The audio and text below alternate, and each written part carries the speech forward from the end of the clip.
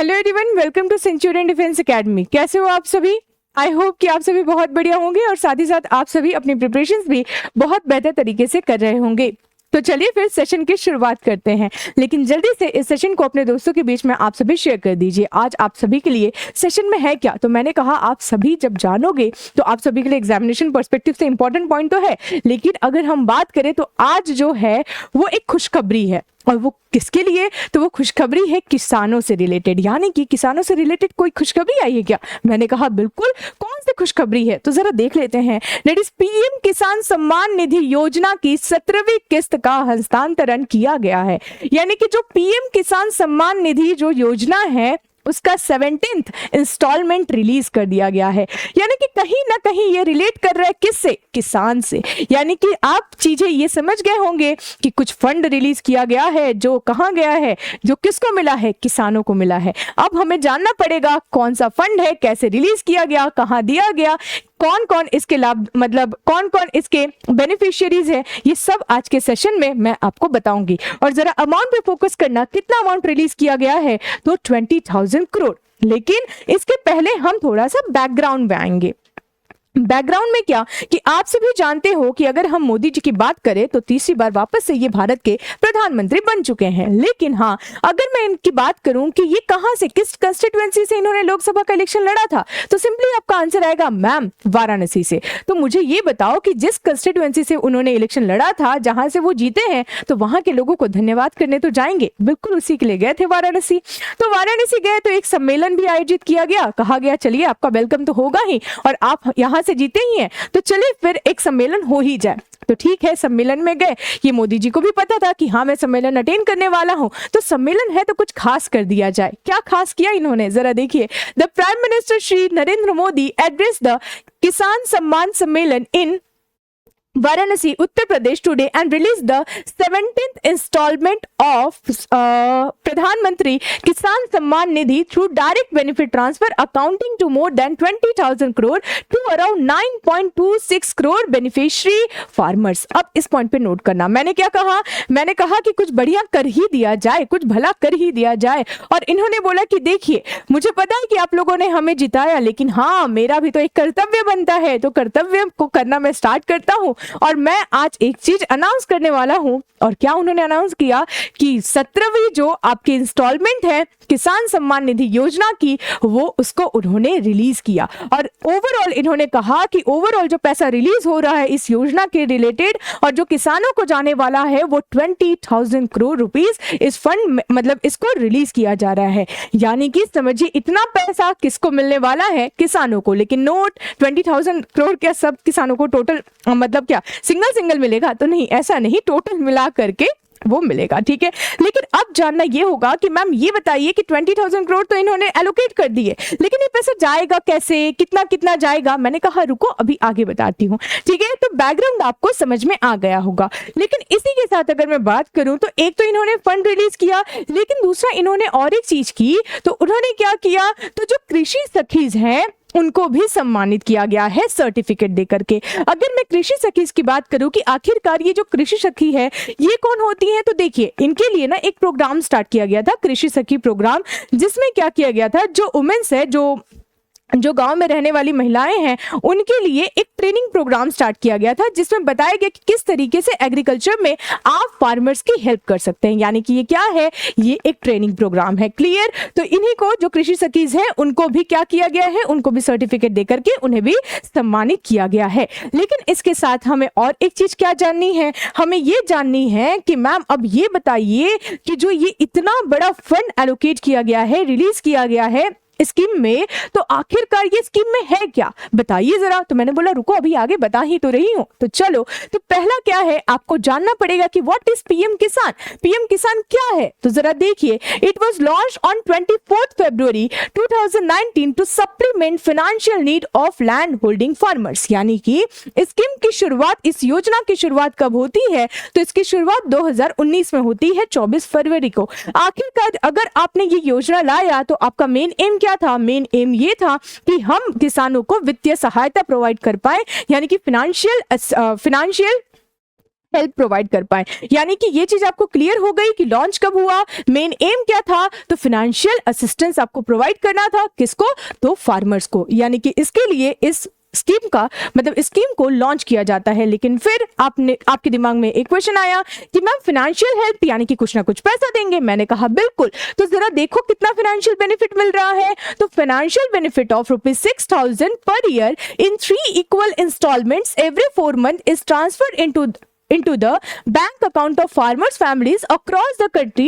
through DBT mode. अब इस point को भी नोट कीजिएगा, मैंने कहा कि ये जो पैसा है यानी कि जो आपको टोटल फाइनेंशियल बेनिफिट मिलने वाला है वो कितने रुपए का, तो 6,000 का। यानी कि हर साल यानी कि प्रति वर्ष फार्मर्स को 6,000 रुपए दिए जाएंगे इस स्कीम के द्वारा। लेकिन फिर आपके दिमाग में क्वेश्चन आएगा कि मैम क्या ये 6,000 रुपए मंथली आएगा क्या? मैंने कहा नहीं, इसको अगर मैं बात करूं तो इसको 3 इंस्टॉलमेंट में दिया जाएगा। कितने इंस्टॉलमेंट में, तो 3 इंस्टॉलमेंट पे। यानी कि टोटल जो 6,000 रुपीज है वो ऐसे नहीं कि 6,000 6,000 6,000 ऐसे नहीं आएगा। कैसे आएगा, तो ये आता है 2,000 करके, ठीक है, 2,000 करके हर 4 मंथ में, ठीक है, ठीक है, हर 4 मंथ में कितना पैसा आता है, तो 2,000 करके इस तरीके से इंस्टॉलमेंट में ये टोटल 3 बार आपको 6,000 रुपए क्रेडिट हो जाते हैं। एकदम क्लियर, यानी कि ये चीज भी आपको ध्यान में रखनी है। लेकिन हाँ, फिर एक चीज मन में आई होगी कि मैम ये डायरेक्ट बेनिफिट ट्रांसफर देख रहे हैं, इसका मतलब क्या? अब इस चीज को समझते हैं। अगर मैं बात करूं पहले की, तो पहले जब भी स्कीम लॉन्च हुआ करता था किसानों के लिए, तो हम देखते थे कि अगर पैसा देना भी है तो जनरली क्या होता था कि वो जो बाबू लोग होते हैं ना, उनके पास पैसा जाता था और वो क्या करते थे, किसान को पैसा दिया करते थे।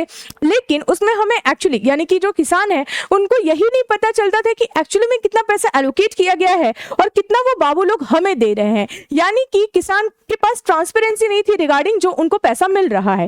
तो इस चीज को मतलब इस इशू को रिजॉल्व करने के लिए मोदी जी के द्वारा या फिर अगर हम बात करें गवर्नमेंट के द्वारा एक चीज लॉन्च की गई थी जिसमें बताया गया कि आप अकाउंट खुलवाइए। अकाउंट कौन सा, तो आप सभी को पता होगा कि बोला गया था कि जनधन अकाउंट खुलवाइए। जनधन अकाउंट कैसा अकाउंट है, तो ये जीरो बैलेंस्ड अकाउंट है, यानी कि ये अकाउंट खुलवाने के लिए आपको कोई भी पैसा नहीं लगेगा। अब इसका जो मेन एम था ना जनधन अकाउंट का, वो मेन एम ये था कि वो लोग जिनका अकाउंट कहीं खुला ही नहीं है, जिनके बारे में हमें इंफॉर्मेशन मिल ही नहीं पाती है और उन्होंने अकाउंट क्यों नहीं खुलवाया, बिकॉज उनके पास उतना पैसा नहीं है। क्योंकि हम कभी भी प्राइवेट बैंक में जाए या कोई नॉर्मल गवर्नमेंट बैंक में भी जाए तो वो कहते हैं कि अगर अकाउंट खुलवाना है तो इतना पैसा लाओ, इसके बाद ही अकाउंट खुल पाएगा। लेकिन जनधन अकाउंट की अगर मैं बात करूं तो उस अकाउंट के लिए आपको अलग से कोई पैसा नहीं चाहिए था। तो जब ये किसानों को पता चला कि अगर हम ये अकाउंट खुलवा लेंगे तो डायरेक्ट पैसा जो है हमारे पास आ जाएगा, यानी कि जो बीच में ये जो मेडिएटर थे, मेडिएटर का कोई सीन ही नहीं बचेगा।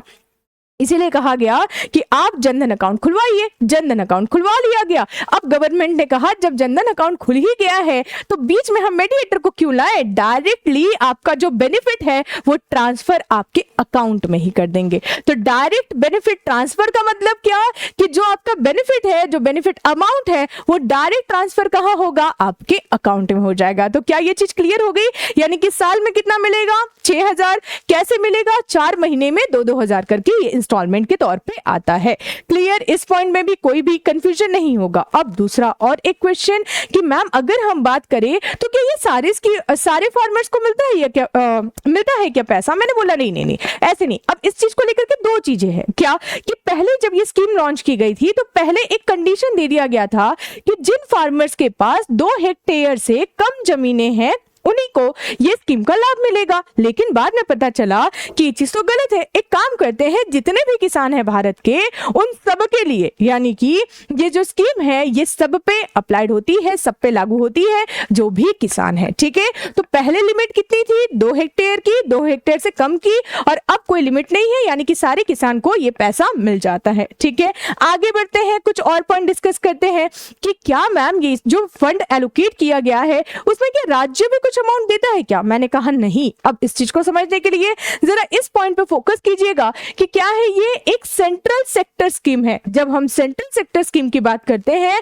तो इसका मतलब ये कि ऐसी स्कीमें जो स्कीम सेंट्रल लॉन्च तो करेगी, लेकिन लॉन्च करने के बाद जो उसका फंड होगा वो फंड भी मतलब वो कहते हैं ना, वो जो फंड भी होगा वो किसके द्वारा रिलीज किया जाएगा, तो वो सेंट्रल गवर्नमेंट के द्वारा। यानी कि उस फंड में पैसा किसका लगेगा, सेंट्रल गवर्नमेंट का ही लगेगा।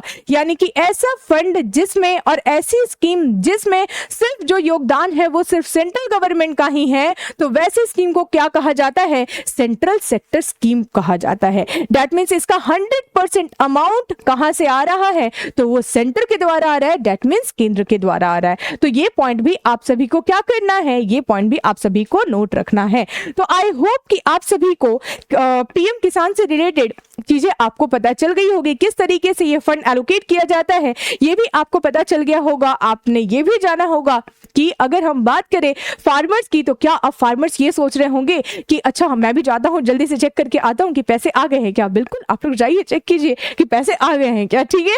तो आई होप कि आप सभी को ये सेशन अच्छा लगा होगा। लेकिन इसी के साथ जल्दी से एक क्वेश्चन होमवर्क आपको लोगों के लिए। क्वेश्चन क्या है जरा पढ़िए, ठीक है। That is with reference to the Pradhan Mantri Kisan Samman Nidhi योजना कंसिडर द फॉलोइंग, ठीक है। पहला, it is a central sector scheme with 100% funding from the government of India. दूसरा, it provides an income support of 6,000 per year to all land holding farmers and families. तीसरा, all institutional land holders are also eligible for benefit under this scheme, ठीक है। How many of the above statement are correct, बताइएगा। इस question का answer आप सभी comment box में बता सकते हैं, ठीक है।